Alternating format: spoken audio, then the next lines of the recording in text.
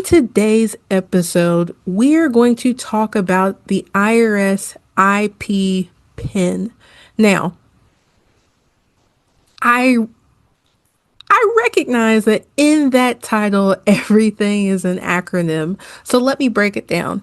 IRS, you all are probably most familiar with, right? The Internal Revenue Service. And then we have the IP, which is identity protection. And then the PIN, which is your, oh shoot, now I'm going to mess it up. Personal identification number. Now, what this is, it is to protect your social security number or your ITIN from being used by someone else. Okay? Welcome to the Tax Relief with Timalyn Bowen's podcast. Are you behind on taxes? Is the IRS threatening you or your business? Are you overwhelmed and confused about how to resolve your tax issues? Let's join Timalyn as she explains your options and how she may be able to help. Timalyn Bowen's is America's favorite EA.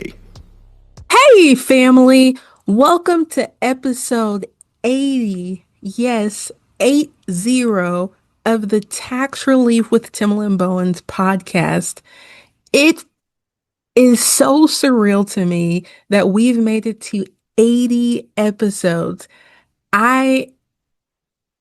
Yes, I'm just overwhelmed and in awe that you all have found this podcast helpful. And every other Friday, you all are still tuning in to learn about different methods for tax relief and, as I like to share, preventative care. So, for episode 80, I want to make sure that we cover a topic that is going to be relevant to all taxpayers, not just those in trouble, but those who are compliant, who may just want to ensure that they're keeping their information safe. So, in today's episode, we're going to talk about the IRS IP PIN. Now, I recognize that in that title, everything is an acronym. So let me break it down. IRS, you all are probably most familiar with, right? The Internal Revenue Service. And then we have the IP, which is identity protection. And then the PIN, which is your, oh shoot, now I'm going to mess it up. Personal identification number. Now, what this is, it is to protect your social security number or your ITIN from being used by someone else. Okay? So this 6-digit number will keep them from filing a tax return with your information. Not only is an IP PIN available for adult taxpayers, but parents and legal guardians can actually apply for an IP PIN on behalf of their dependent. Okay. So if you're listening to this and you say, okay, I don't have a social security number, that's okay if you still have an ITIN, which is an individual tax identification number. Okay. Now, when you have the IP PIN, you want to make sure that you keep that secure, right? Or else it defeats the whole purpose of you having it to protect your information. The IRS will send that to you and it will help to identify you whether you are filing your return electronically or paper tax return. And here's the beauty of when you e-file. If you e-file or someone attempts to e-file your return without that IP PIN, then the return will be rejected. So the only person outside of yourself who should have access to the IP PIN is your tax professional. And with that being said, the IRS doesn't even give the information to them. You would have to give them your IP PIN. Okay. So with all of the crazy internet scams that are going on, this is just an extra level of protection that you can apply for to keep your information safe. All right. Now, if you don't have one, you don't have to be the victim of identity theft in the past to apply for one. All right. You can even get one if you're not required to file a return each year, for example, like a dependent.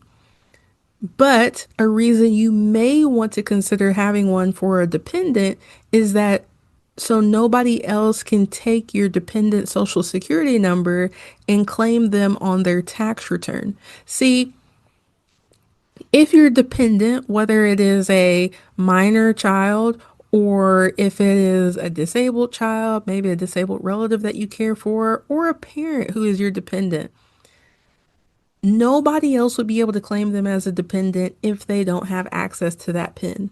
Okay. So when we're looking at who is eligible for the IP PIN, as I mentioned before, the individual has to have a social security number or an ITIN, all right, because that is needed to be able to verify the identity of that person when enrolling into the IP PIN program. And again, parents and legal guardians can do this for dependents. So, the fastest way, and the IRS is trying to push us there with technology, to receive an IP PIN is to request it through your online account. Okay.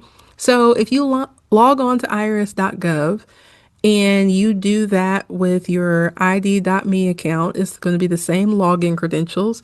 If you're not familiar with that or you don't have an IRS account, I am going to link an article that I wrote down in the comments below that will walk you through the process of setting up an account so you can also access your transcripts. But I would recommend if you are wanting to apply for the PIN that you do it on a computer. You can see everything on the phone, but it's just easier to navigate in this situation on the computer. Okay. So you'll see the IP PIN section on your profile page. And with that, the process is going to be a little bit different if you are doing this for a dependent, okay? Because they're under the age of 18 and they're not going to have that ID.me account, you are going to have to use a different method that's not online. But again, easy breezy, beautiful cover girl if you have an IRS online account. And I'll link that as well, how to get an IP PIN in the show notes. Now, if you're doing this for a child or you don't have an IRS account, you can't enroll online, there are two other methods for you to be able to apply for an IP PIN. One of them is to file form 15227. Okay, so form 15227. Now, this form is the application for an identity protection personal identification number. There is certain criteria to use this method with the form. You, of course, have to have a valid social security number or ITIN. I'm going to keep reiterating that. But you also have to have access to a telephone and an adjusted gross income on your last filed return is below $84,000 if you're an individual, or $168,000 for married couples filing jointly. Now, if you're like, okay, I don't know where my adjusted gross income is for your 2024 return that was filed last year, this is making the assumption that you haven't filed 2025 yet, you're going to look at line 11 to find that adjusted gross income. All right. So below 84,000 for individuals or below $168,000 for married filing joint taxpayers. Okay.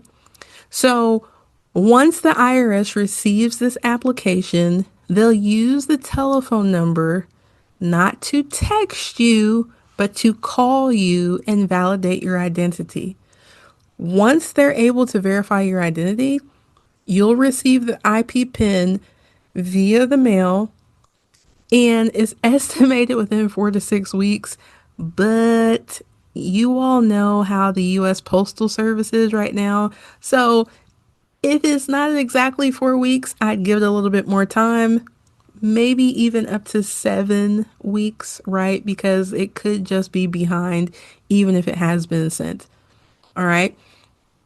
So, with that method, I do want to bring up the fact that if you apply for an IP PIN for this tax year, each tax year you'll get a new IP PIN. Okay. So, with that being said, the IP PIN that you use to file your 2025 tax return this year is going to be different than the IP PIN that you get next year when you go to file your 2026 return. Okay. And if you're already opted in to receiving these in your IRS account, then you'll receive them there instead of by mail. All right. Now, if you have an adjusted gross income over one of the amounts that I mentioned, or the application just isn't working for you, you can also apply for an IP PIN by making an appointment, an in-person appointment at a local taxpayer assistance center. Now, these in-person appointments aren't as easy to come by. You may have to wait a little bit longer, but if you're able to do that, you want to make sure that you have one form of federal or state issued identification that includes your picture. All right. So I'm here in Louisville near UPSGE. You wouldn't want to take your work badge. Yes, you probably have a beautiful picture. It has your name on it. That is not going to work because that is not a federal or state issued picture identification. Okay. And then in addition to that, you'll need one other form of identification. All right. Now, if you're in person and you are enrolling for an IP PIN for a dependent, you will need to have a form of federal or state issued picture ID and one additional form of identification for yourself. All right. Just as if you were doing it for yourself. And then you'll also need to be able to verify the dependent's identity with two forms of identification, such as their social security card and their birth certificate. Okay. Now, if you're doing this for a dependent, there is a list that the IRS provides of documentation that will work. So I again am going to put that in the show notes, that link, so you can click on that link and see the full list. Okay. So if you're doing it in person, once the identity has been verified, the IP PIN will come in the mail, usually within 3 weeks. But again, you all know how USPS is working and operating right now. I'd give it a little bit of grace. Okay. So with this, a new IP PIN for each tax season. These typically are going to come in the mail in January. Okay. Now, if you're enrolled because you've been the victim of a tax related identity theft, you will get the CP01A notice with your new IP PIN, same way as all the other folks. Okay. Via the mail. Now, I mentioned earlier, if you are already opted into getting that online, you will get it online instead, and the CP01A notice will not be mailed each year. This IP PIN is going to be needed to file your Form 1040, or if you're a non-resident, the 1040NR, or if you're filing a senior form, the 1040SR.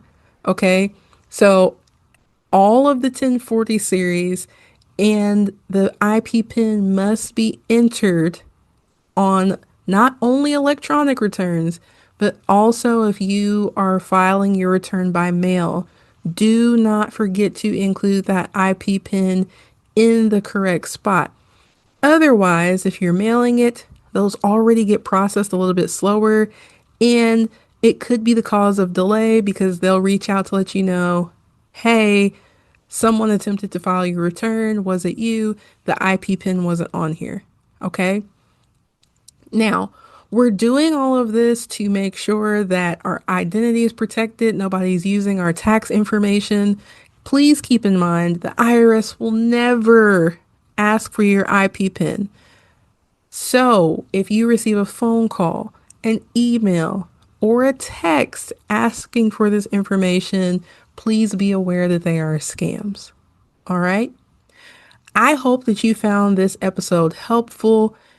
If you know someone who has been a victim of tax identity theft, please share this episode with them. Share this with your family and friends, because my main mission here, if you're new, is to fill the tax literacy gap one taxpayer at a time. I don't want you to be in tax trouble. I don't want you to be the victim of a tax scam, right? You don't even have to work with me directly. I just want to make sure that you get the help that you need. All right? Thank you so much for listening to episode 80. I'll see you all in the next episode. I'd like to thank you for taking the time to listen today. I'd like to thank Jim Ray Consulting Services for helping me get this message out to you. I hope you found the information helpful. Did you know 1 in 50 people have a tax problem? Please share this episode with your friends and family, because you never know who may need help. Again, thanks for listening. Hey, just as a reminder, this podcast is for informational and educational purposes only. It provides a framework and possible solutions for solving your tax problems, but it is not legally binding. Please consult your tax professional regarding your specific tax situation.